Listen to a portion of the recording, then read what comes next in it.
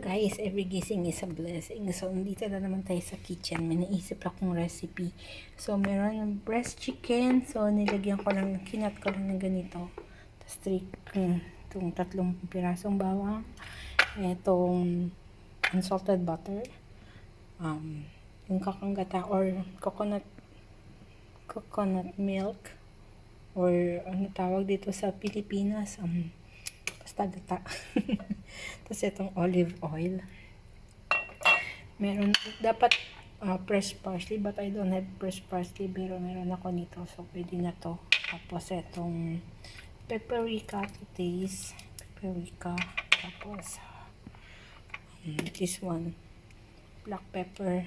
And then, so, kailangan din natin ng onion. So, to start, I want to greet you first. Good morning, good afternoon, good evening sa lahat ng manonood nitong video na to. At ito sa mga nagmamadali at konti lang yung ingredients. Tapos walang maisip na recipe or menu for the day. So, I hope ma-enjoy nyo tong food na to. So, let's go. Let's start to cook. First, we need to marinate this chicken breast ng salt.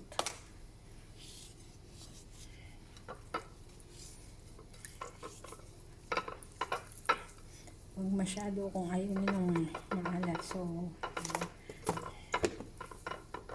hindi na ako gagamit ng gloves kasi nagugas naman ako ng kamay. At from time to time, nagugugas ako ng kamay. And then, lagyan natin ng black pepper. Sa kabila. At last, lagyan natin ng paprika to taste.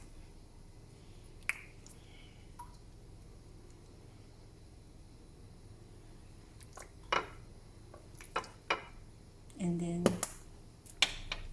massage natin ng konti para mag-spread out yung nilagay natin ng mga pampalasa.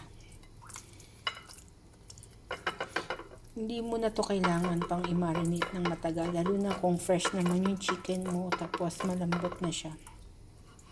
So next is i-cook natin to sa butter. Hugas lang ako ng kamay. Cook natin to sa butter. So let's start to cook.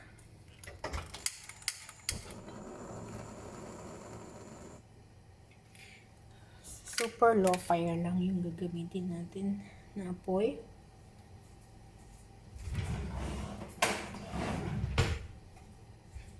Tapos maglagay na tayo ng butter.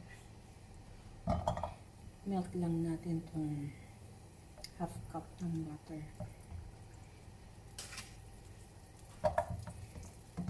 Parang dun sa pinaka buong butter na ginagamit ko, 1/4 to. Sa pang mini-melt natin to, maglagay na tayo ng olive oil. Gamit ko yung extra virgin olive oil.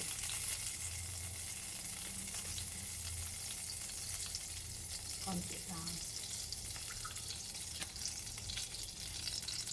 Tapos,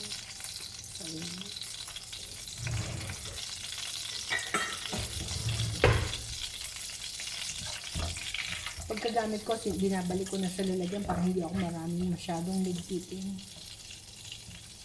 So, kahit na meron pang ganyan buo yung butter, pwede na natin ilagay yung 3 cloves of garlic.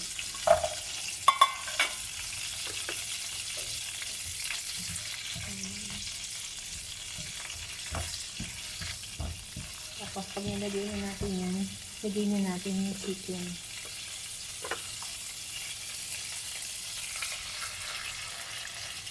Inuulit ko sa sobrang hinang apoy lang para siguradong maluto natin yung chicken.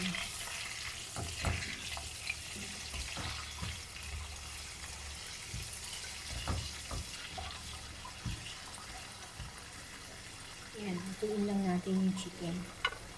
for sure na marinate naman natin ng maayos. Tapos spread out natin yung mga pampalasa. So, makikita niyo yung paprika, yung black pepper, yung sauce, syempre hindi na. So, yan, lutuin lang natin. 3 minutes check natin yung ano para mabaliktad natin siya. Okay.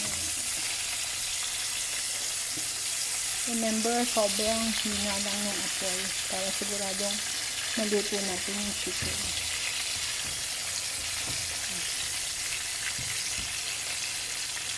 Karili natin yung garlic.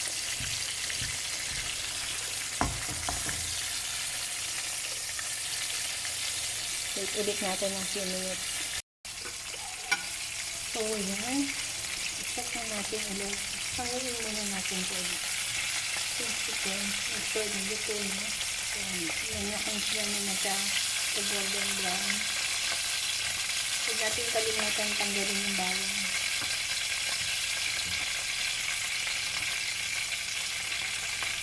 Same time, magdadagdag lang ulit tayo ng butter.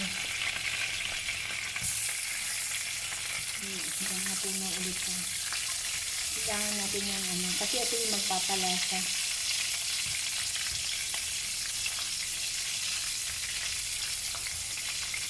So, while natutunaw na yun, lagay na natin itong sibuyas.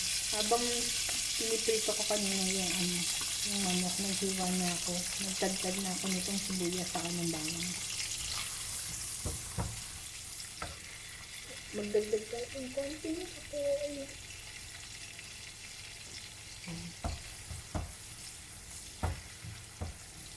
Soup lang natin kahit mga 30 seconds itong sibuyas. Lagay na natin itong bawang. Lutuin lang ulit natin ng few seconds.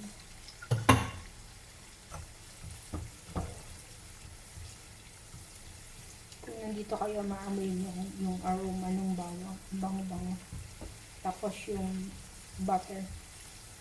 Salted butter yung ginamit ko kasi hindi ako gumagamit ng unsalted butter yung ginamit ko. Hindi ako gumagamit ng salted butter. Kasi hindi ako mahilig sa maalat.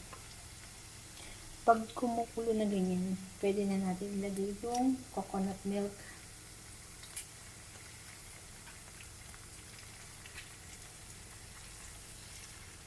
Galing to sa ref, kaya ganyan yung ano, hindi siya lusaw.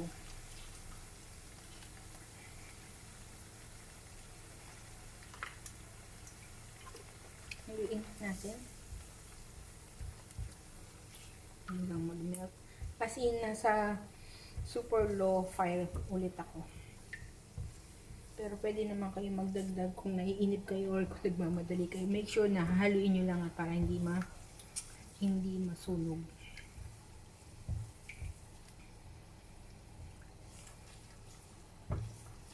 As I told you guys, galing sa ref yung aking coconut milk. Saluin nyo lang to. Tapos, pag nahalo nyo na, ng mga Pinoy, sayang, kailangan masulit yung lalagyanan ng coconut oil. So, doon ako maglalagay ng water.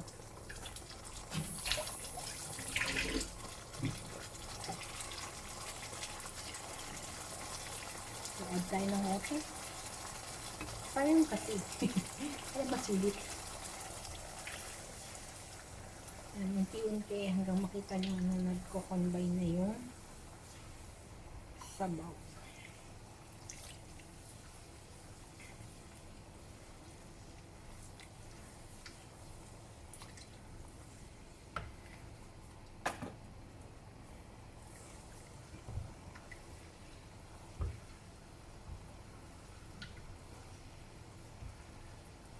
Pag nalagay nyo na yan, pwede na tayo maglagay ng parsley. As in, kung may fresh parsley kayo, mas mainam. Ako wala, kaya dried parsley ang gamit ko. Tapos, magdagdag na kayo ng black pepper to taste. Mamaya, tikman nyo na lang kung kailangan pang mag-add ng konting salt. Pero later, pakuliin ko muna to.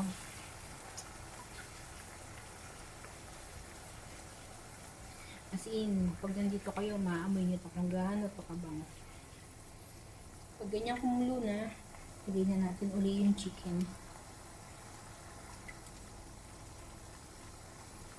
As in, ito, sineserve to sa mga restaurant. Kaso nakalimutan ko yung pangalan eh. Tapos, ano lang natin. Madami akong nilagay na sabaw kasi sabaw pa lang ulam na. Sauce pa lang ulam na. Tapos cover lang natin uli yung chicken. Tapos, lutuin lang natin. Actually, kasya pa dito yung dalawang breast part ng chicken. Nilagay ko din to yung garlic na kanina. Pinagprituhan ng garlic. Tapos, simmer lang natin yan ng another 5 minutes until it's done. Pwede din natin yan takpan. While pinapalambot. So, wait tayo mga 5 minutes and then tikpan natin kung kailangan pa tayo mag-add ng salt and pepper. After a few minutes, eto na siya. Wow! This is the finished product na. So, yan. Kita nyo mas creamy na siya. So, ilag natin yung sauce. Sticky man portion na. So, plating tayo. Wala talaga akong fresh parsley or something na ilalagay na green. Pero it's okay. Tapos lagyan na natin konting sauce.